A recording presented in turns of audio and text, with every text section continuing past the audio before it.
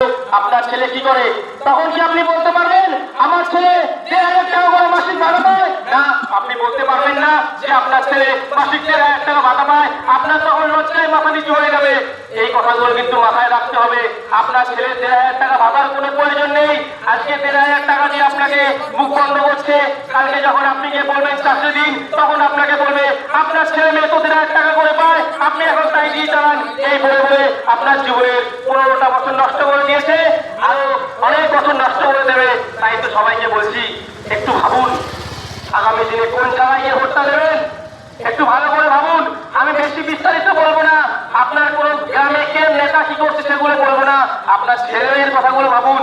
আজকে আপনার ডিসিশন আপনার ছেলে মেয়ের ভবিষ্যৎ হয়ে দাঁড়াবে। যদি আগামীকাল আপনি যদি এমন ভুল করেন আপনার মেয়েটা রাত্রেবেলা 8টার পরে বেরোতে পারবে না, এই হুমকি আমার না, এই হুমকি দিয়েছে আমাদের মাননীয়া, এই হুমকি আমাদের কোন জনসাধারণ না। 8টার পর কেন মেয়েরা বাড়ি থেকে বেরোবে? এটা আমাদের স্বাধীন ভারত। আমাদের মেয়েরা 8টার পরে না, আমাদের মেয়েরা কাজের সূত্রে রাত বেরাত বাড়ির বাইরে রাখবে, এটাই আমাদের